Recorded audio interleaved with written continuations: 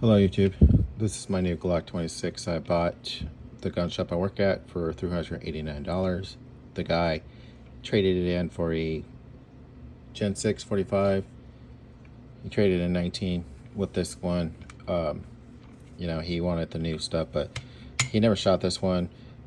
We only shot it to test fire, and I just had to pick it up because I was wanting a 26 that used to go for like, I don't know, like $5.99. I wasn't gonna pay for that.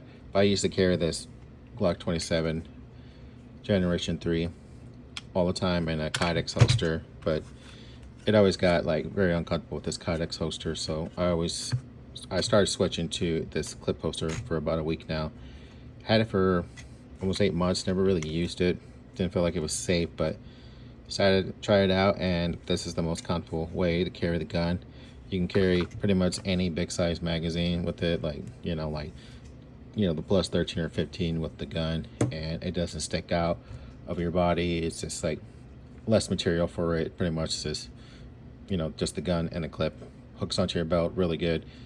You pull it out, protects the trigger, doesn't come off, doesn't wiggle or anything like that.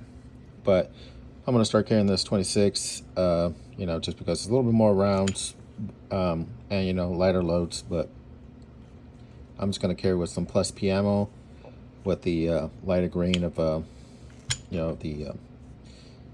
rounds. But I got this shield arms plus 5. I put it on the what was it, the 10 round magazine, and that makes it 15. But you can use the Glock 19 mags in them, or any of the Glock double stack magazines. It's pretty much versatile. These small Glocks pretty much can run all the their double stack counterpart magazines, and you can actually throw their barrels in there if you wanted to, like how I did with this one. You can see this has a Glock 19 barrel in here, so it does help out with the with the velocity of the round, and so you can get better groupings, because technically it's still having a longer barrel with a shorter slide, so it doesn't really dig into you or anything like that. But this is just for shits and giggles. I'm gonna try it out a few times, see if it helps out. If not, then I'm just gonna go back to the original barrel. I might take it to a gunsmith in my area, ask them if they can machine it down, cut the barrel down, and put a little cut right here, so it can be a little ported in the front, so that the gases can escape, so it can help it, keep the gun planted, reduce the the recoil, probably like some say like 20% or something like that. But typically these are what I always carry, and my other job I carry like an LCP in my pocket, but that's typically because they don't like guns there. But you can't really see it because when you get a pocket holster, you can pocket carry these guys, but they're chunky boys, so you're gonna see them in your pocket. But yeah, this is my new baby. It didn't come with any of the optic plates in the box, so I'm assuming the guy either took them or just lost them. But I ain't gonna waste money to get some of the plates for this, so I think I'm just gonna go with the SES or anything that direct mounts to this guy. And I might change out the back sights and the front sights. I usually always do that with my Glocks that I get. Probably won't go with these ones because this one always digs inside me because I'm a big guy, so it kind of hurts. But if I got the SES, I'll probably just leave these alone, because you won't really need them, the iron sights with the with your red dot. But you can co-witness if you want to. That's how low the SES will sit. You can co-witness with this, but you don't have to. I typically shoot with iron sights for my Smith & Wessons M&Ps. I have iron sights and I'm really good with those, but with my Glocks, it's a hit or miss.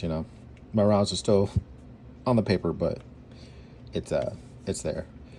But yep, so I'm just gonna slowly build this one up. It's gonna take it to the range and shoot a couple more rounds through there. Try out some defense ammo. I always shoot these cheap lasers. If it focus, cheap lasers. They're hollow points. They're like the Walmart edition. You can get it for like $20 a box for 50 rounds. Just to help cycle through. Then I'll usually stick to Federal or Critical Defense, or American Gunner from Hornady. Those are usually pretty cheap. And then I'll do 6 hour right here, hollow points, because these do flower really good. They have a lid spacing in the center, so it helps it fire a lot better. That's what I usually use in my 40s because it's cheaper where I work at, and it's been proven to be really good. But critical defense and federal HST is what I usually shoot. I shot a pineapple on my video with federal HSTs, and that sucker blew up everywhere. Got it around my clothes, looked like I vomited on myself. But yeah, that was pretty fun. So haven't tried any Spirit Go dots, but I'll probably buy a box and shoot through this thing and see how it works through it. But you know, Glocks pretty much eat everything.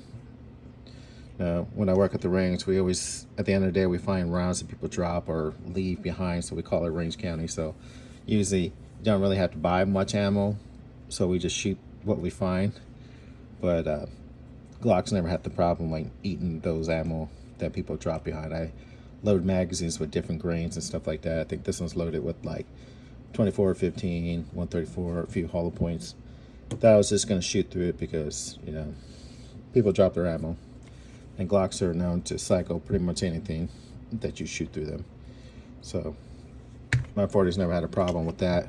Problem collecting range candy, then shooting those rounds out of it. You do feel the difference in the recoil, but the rounds, but other than that, that's pretty much it. But these are my two Glocks that I carry. Well, going to carry now. This is the new one. I do have a 43 smaller one. Gave that one to my brother. I have a Glock 19 and Glock 36, which that was just more for fun. Don't really use that at all, but probably will carry it, show you guys if you like those old school Glocks. That was a single stack though. Yeah, thanks for watching. See you guys later.